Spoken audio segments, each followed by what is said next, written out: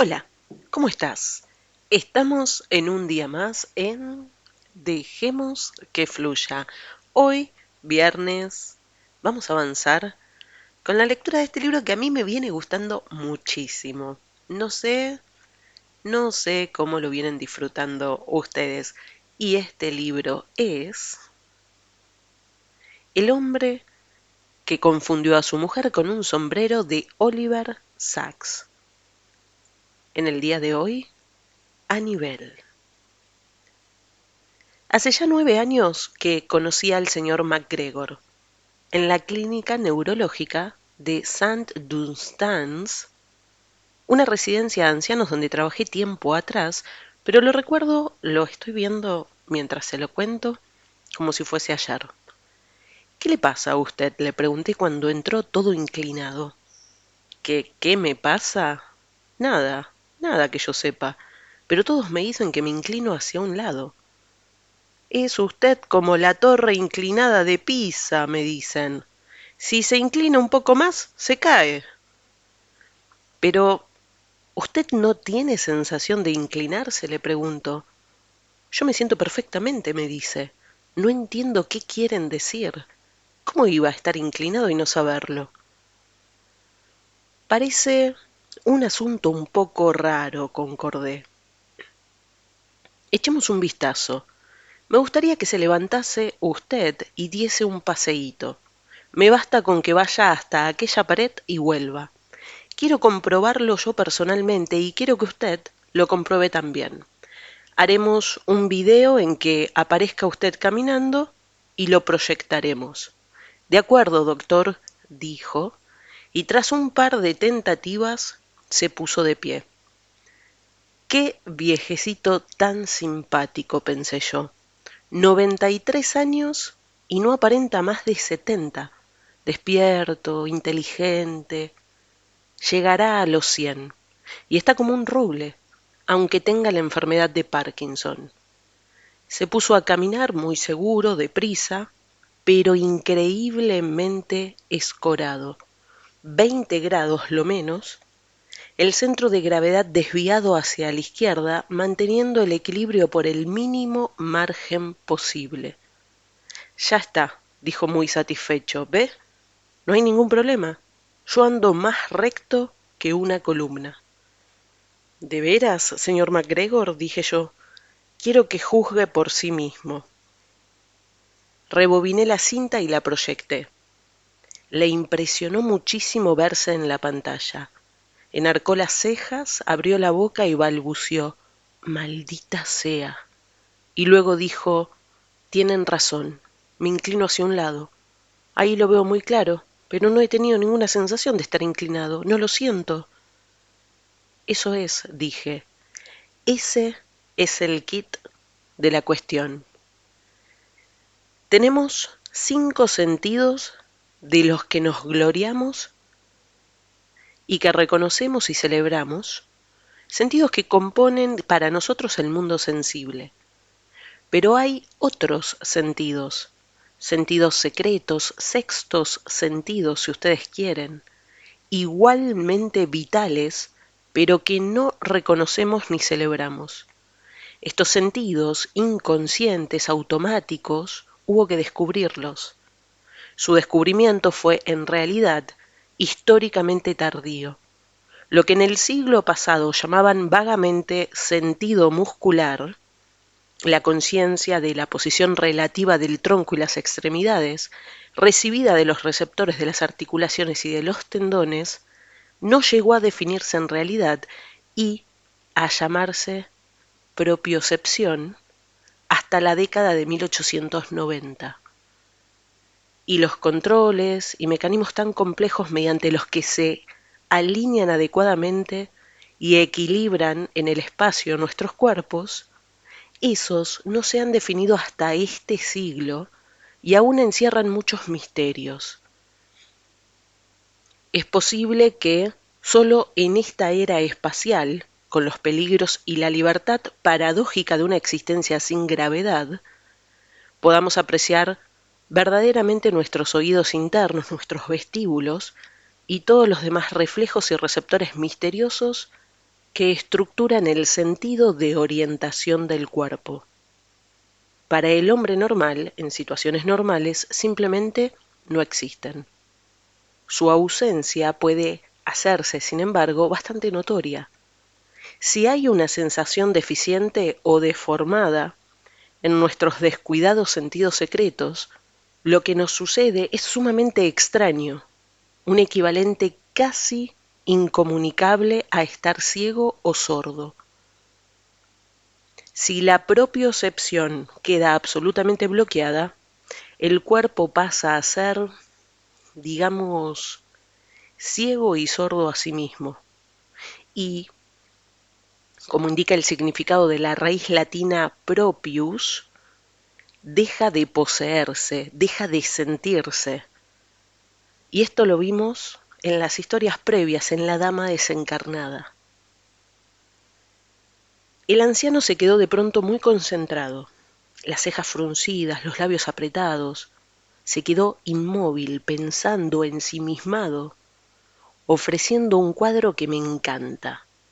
Un paciente en el preciso instante en que descubre, medio intrigado, medio asombrado, en que se da cuenta por primera vez de cuál es exactamente el problema y al mismo tiempo qué es exactamente lo que hay que hacer.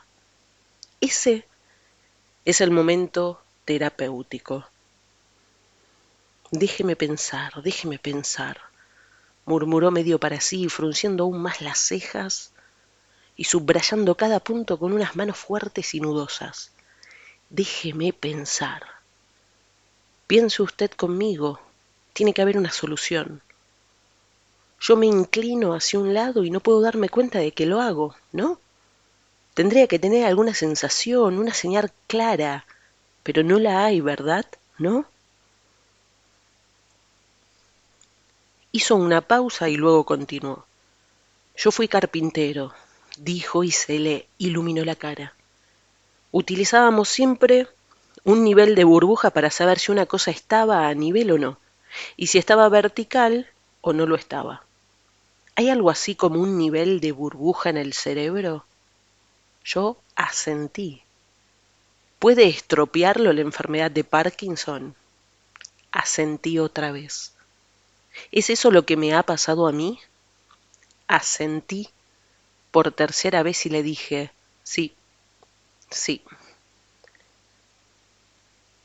Al hablar de un nivel de burbuja, el señor MacGregor había dado con una analogía fundamental, una metáfora para un sistema básico de control que hay en el cerebro. Hay partes del oído interno que son de hecho físicamente, literalmente, como niveles. El laberinto está formado por canales semicirculares que contienen un líquido cuyo movimiento está constantemente controlado. Pero no eran estos canales, en cuanto tales, los fundamentalmente afectados. Era más bien su capacidad para utilizar los órganos del equilibrio, en combinación con el sentido de sí mismo del cuerpo y con la imagen visual que tiene del mundo. El sencillo símbolo del señor MacGregor no solo abarca el laberinto, sino también la compleja integración de los tres sentidos secretos, el laberíntico, el propioceptivo y el visual. Y el parkinsonismo altera esta síntesis. Los estudios más profundos y prácticos de estas integraciones y de sus curiosas desintegraciones en el parkinsonismo son los que hizo el insigne Purdon Martin, ya fallecido, y figuran en su admirable libro The Basal Ganglia and Postures, publicado en 1967, en primera edición pero continuamente revisado y ampliado en los años siguientes. Estaba terminando precisamente una nueva edición cuando falleció. En este libro, refiriéndose a esta integración, este integrador del cerebro, Purdon Martin escribe: tiene que haber un centro o una autoridad superior en el cerebro, una especie de controlador. Este controlador o autoridad superior debe tener información del estado de estabilidad o inestabilidad del cuerpo. En la sección dedicada a reacciones de inclinación, Bourdon-Martin destaca esta triple contribución al mantenimiento de una posición estable y erguida, indica que el parkinsonismo altera su delicado equilibrio y explica en concreto que es habitual que se pierda antes el elemento laberíntico que el propioceptivo y el visual.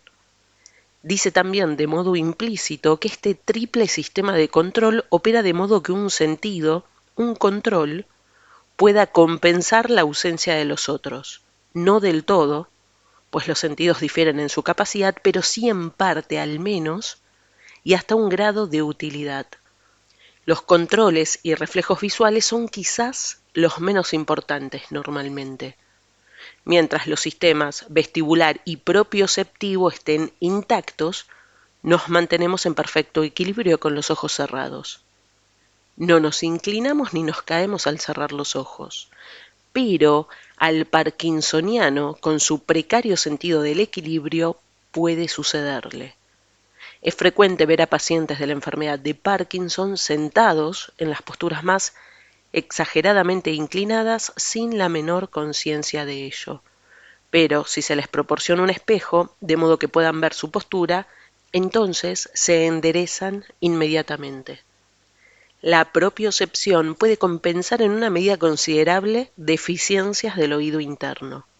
Así, pacientes que han sido privados quirúrgicamente del laberinto, esto se hace a veces para aliviar el vértigo angustioso e insoportable de la enfermedad de Meniere grave, aunque al principio no pueden tenerse de pie ni dar siquiera un paso, pueden aprender a utilizar y a potenciar maravillosamente la propiocepción, a usar en concreto los sensores de los enormes músculos latissimus dorsi de la espalda, que es la extensión muscular mayor y más móvil del cuerpo, como un órgano de equilibrio suplementario y nuevo, un par de enormes propioceptores aliformes.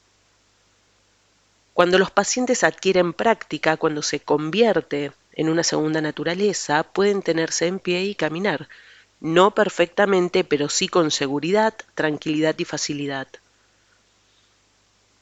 Bourdon-Martin derrochó una energía y un genio infinitos para proyectar toda una gama de mecanismos y de métodos destinados a que hasta los parkinsonianos más gravemente afectados llegasen a conseguir una normalidad en la postura y en el paso. Líneas pintadas en el suelo, contrapesos en el cinturón, marcapasos con un tic-tac escandaloso para establecer la cadencia del paso. Aprendió para ello siempre de sus pacientes, a los que está dedicado además su gran libro. Fue un investigador profundamente humano y en su medicina la comprensión y la colaboración fueron fundamentales.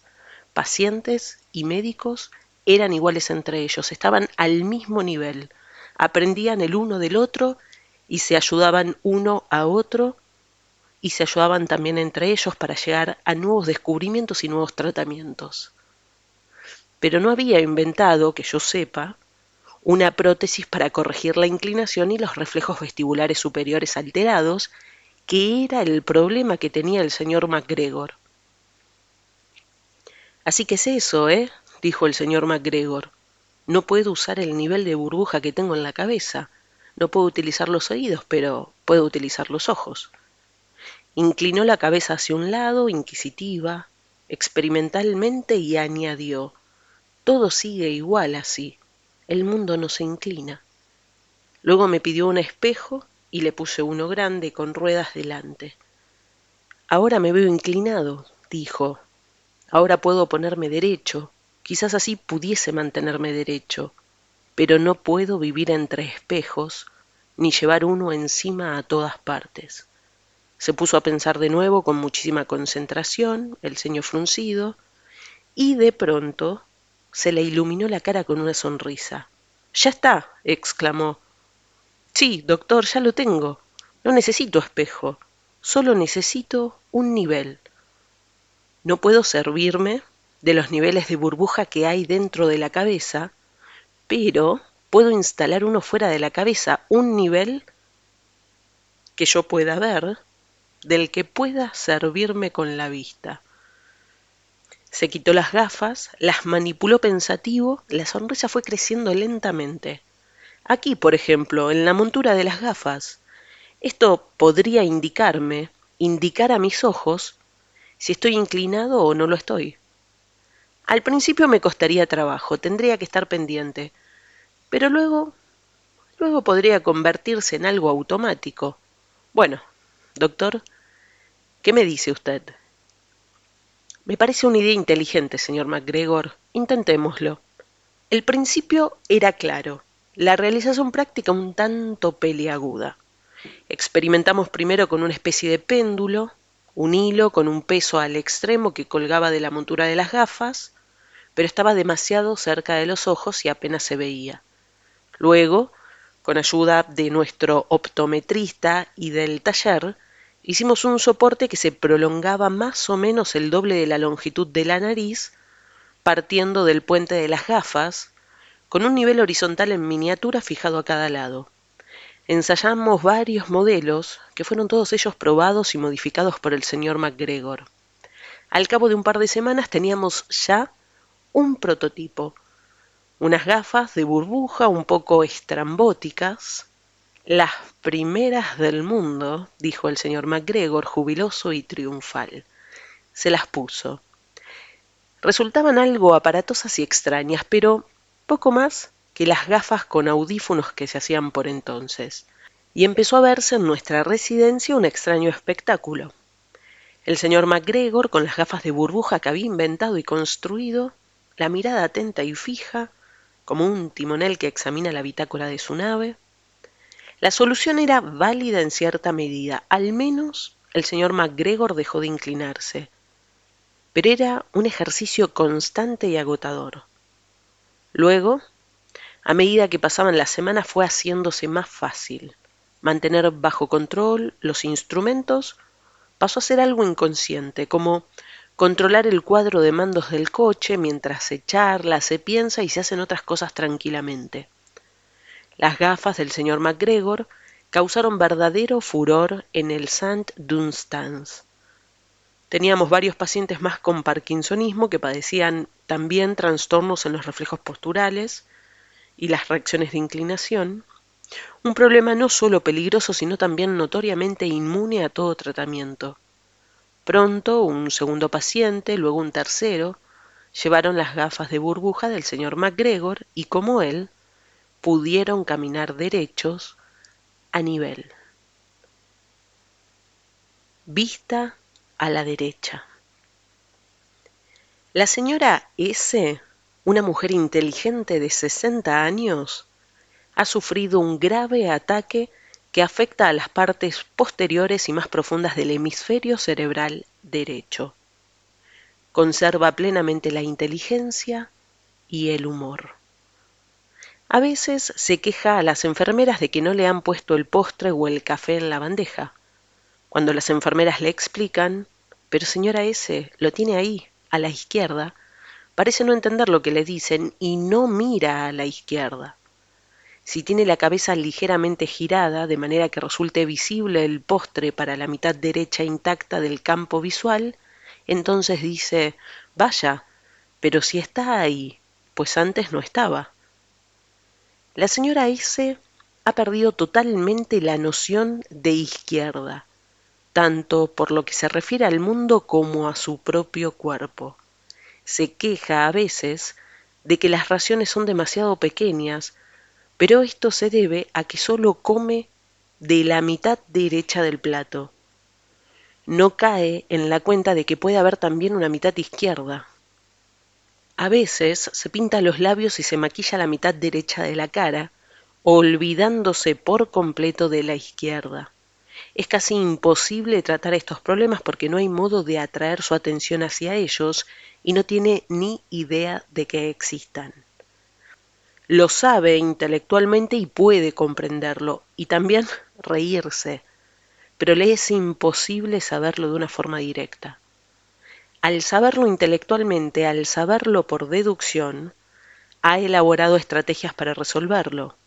No puede mirar a la izquierda directamente, no puede girar a la izquierda, así que lo que hace es girar a la derecha y hacer un círculo completo. Por eso solicitó y se le facilitó una silla de ruedas giratoria. Y ahora, si no puede encontrar algo que sabe que debería estar, gira a la derecha haciendo un círculo hasta que lo ve. Este procedimiento le parece notablemente práctico si no puede hallar el café o el postre. Si la ración le parece demasiado pequeña, se gira a la derecha mirando en esa misma dirección hasta que se hace visible la mitad que faltaba. Entonces se la come o se come más bien la mitad y siente menos hambre que antes. Pero si aún tiene hambre o piensa en el asunto y se da cuenta de que quizás haya visto solo la mitad de la mitad perdida, realiza una segunda rotación hasta que ve el cuarto restante y lo bisecciona de nuevo también. Suele bastar con esto. Si echamos cuentas habrá comido ya las 7/8 partes de su ración, pero si lo considera necesario, si se siente particularmente hambrienta u obsesionada, da una tercera vuelta y se asegura otra 16ª parte de la ración, dejando en el plato, desde luego, el 16avo restante, el de la izquierda. Es absurdo, dice. Es como la flecha de Zenón, nunca acabo de llegar. Puede parecer raro, pero ¿qué otra cosa puedo hacer dadas las circunstancias? En principio, da la impresión de que le sería muchísimo más fácil girar el plato que girarse ella. La señora S. está de acuerdo en eso, y lo ha intentado, o intentó intentarlo por lo menos. Pero le resulta absurdamente difícil. No es algo que se produzca de modo natural, mientras que girar en la silla lo es, porque su mirada, la atención, los impulsos y movimientos espontáneos están así dirigidos todos, exclusiva e instintivamente, hacia la derecha. A la señora S. le resultaban particularmente desagradables las burlas de que la hacían objeto cuando aparecía con solo la mitad de la cara maquillada, el lado izquierdo absurdamente vacío de carmín y de colorete. Yo miro en el espejo, decía, y pinto todo lo que veo. ¿No sería posible, nos preguntamos, que tuviese un espejo con el que pudiese ver el lado izquierdo de la cara por la derecha? Es decir, tal como la vería otra persona situada delante de ella. Probamos un sistema de video con la cámara y el monitor enfocados hacia ella y los resultados fueron chocantes y extraños.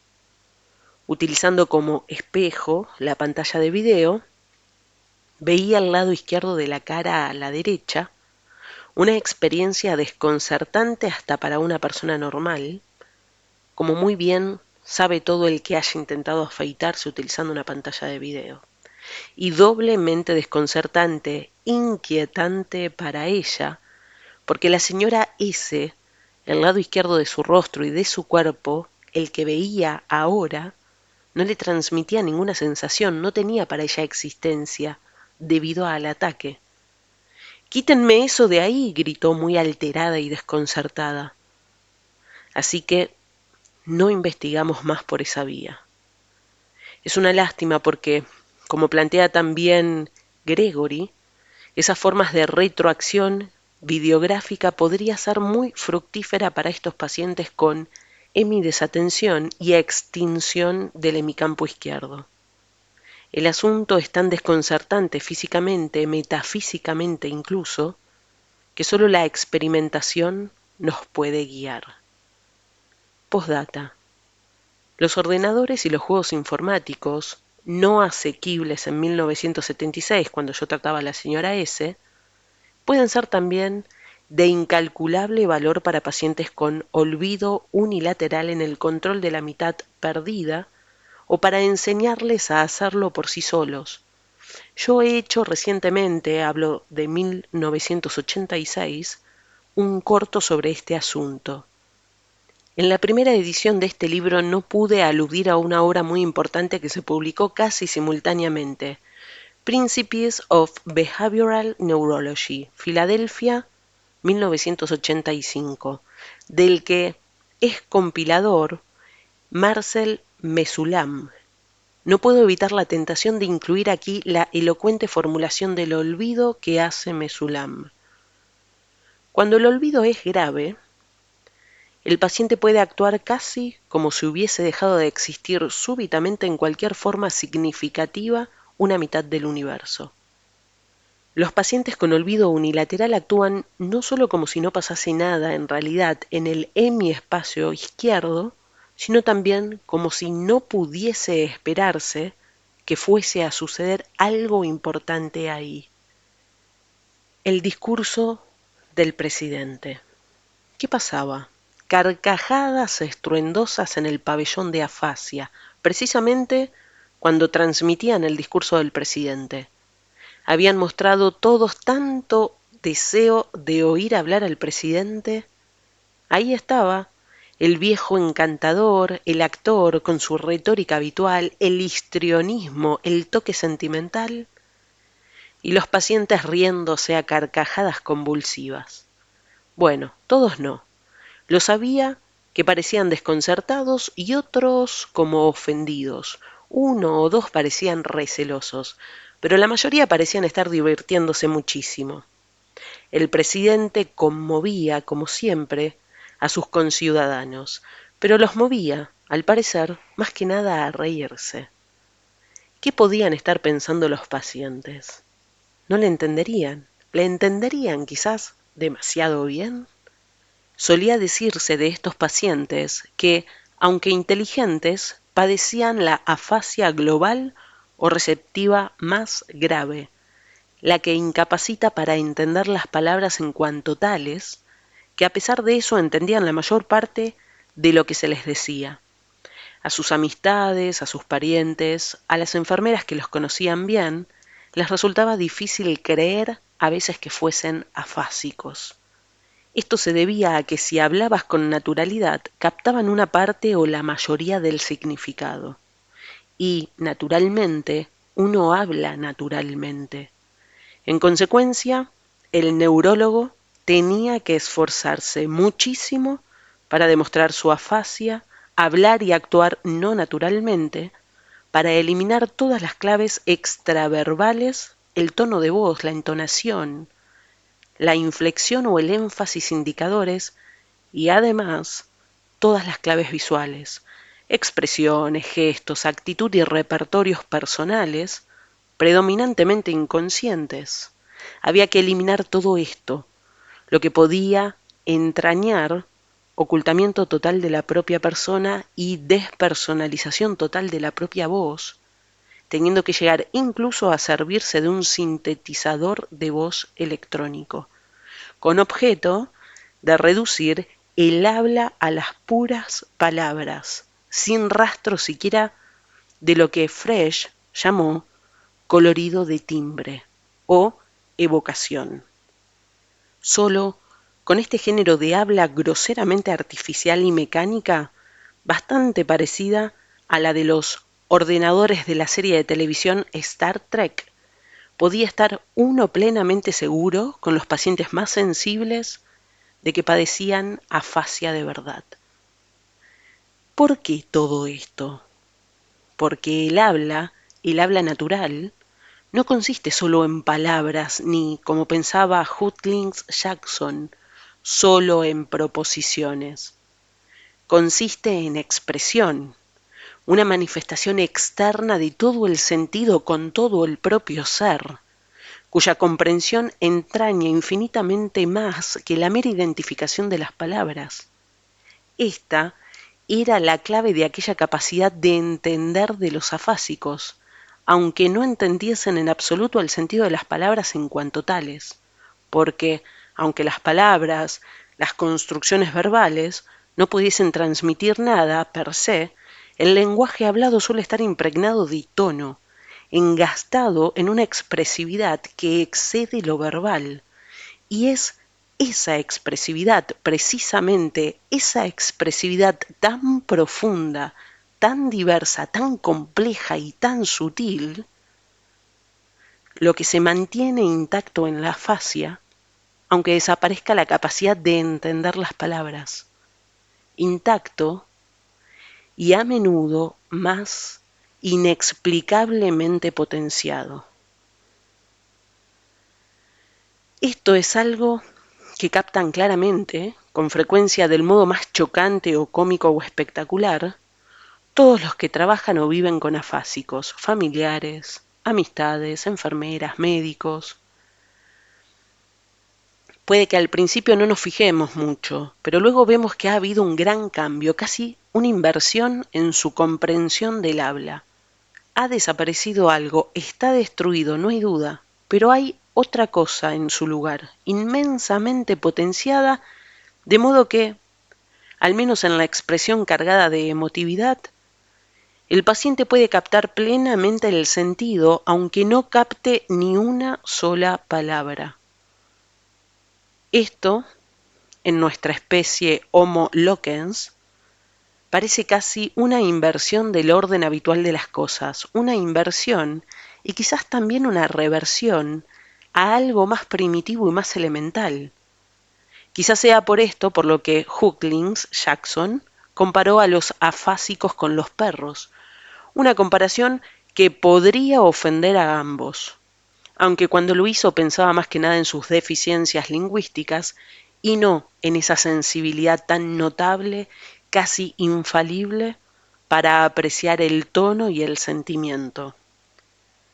Henry Heath, más sensible a este respecto, habla de tono-sentimiento en su tratado sobre la afasia en 1926 y destaca cómo se mantiene y con frecuencia se potencia en los afásicos. De ahí la sensación que yo tengo a veces, que tenemos todos los que trabajamos en estrecho contacto con afásicos, de que a un afásico no se le puede mentir. El afásico no es capaz de entender las palabras y precisamente por eso no se le puede engañar con ellas. Ahora bien, él lo capta con una precisión infalible, y lo que capta es una expresión que acompaña a las palabras.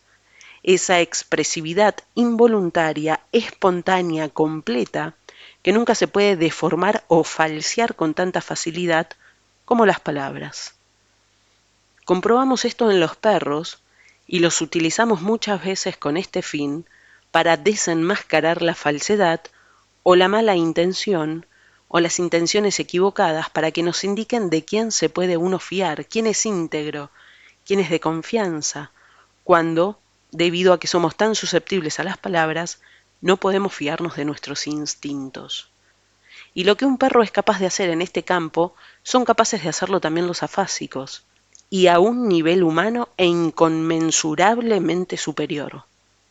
Se puede mentir con la boca, escribe Nietzsche, pero la expresión que acompaña a las palabras dice la verdad. Los afásicos son increíblemente sensibles a esa expresión, a cualquier falsedad o impropiedad en la actitud o la apariencia corporal. Y si no pueden verlo a uno, esto es especialmente notorio en el caso de los afásicos ciegos, tienen un oído infalible para todos los matices vocales, para el tono, el timbre, el ritmo, las cadencias, la música, las entonaciones, inflexiones y modulaciones sutilísimas que pueden dar o quitar verosimilitud a la voz de un ser humano. En eso es fundamental su capacidad de entender. Entender sin palabras lo que es auténtico y lo que no. Eran las muecas, los histrionismos, los gestos falsos y sobre todo las cadencias y tonos falsos de la voz, lo que sonaba a falsedad para aquellos pacientes sin palabras pero inmensamente perceptivos. Mis pacientes afásicos reaccionaban ante aquellas incorrecciones e incongruencias tan notorias, tan grotescas incluso, porque no los engañaban ni podían engañarlos las palabras. Por eso se reían tanto del discurso del presidente. Si uno no puede mentirle a un afásico, debido a esa sensibilidad suya tan peculiar para la expresión y el tono, ¿cómo es? Podríamos preguntarnos qué pasará con los pacientes, si los hay, que carezcan totalmente del sentido de la expresión y el tono, aunque conserven intacta la capacidad de entender las palabras, pacientes de un tipo exactamente opuesto a los afásicos. Tenemos también pacientes de este tipo en el pabellón de afasia, a pesar de que técnicamente no tengan afasia, sino, por el contrario, una forma de agnosia, concretamente la llamada agnosia tonal. En el caso de estos pacientes, lo que desaparece es la capacidad de captar las cualidades expresivas de las voces, el tono, el timbre, el sentimiento, todo su carácter, mientras que se entienden perfectamente las palabras y las construcciones gramaticales.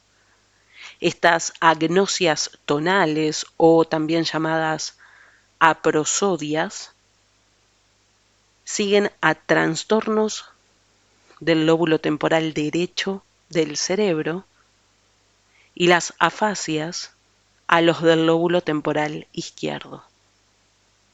Entre los pacientes con agnosia tonal de nuestro pabellón de afasia que escuchaban también el discurso del presidente se encontraba Emily D., que tenía un glioma en el lóbulo temporal derecho.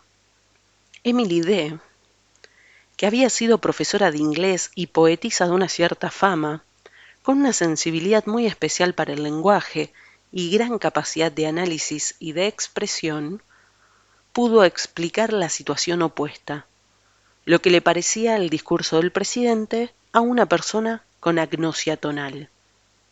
Emily D.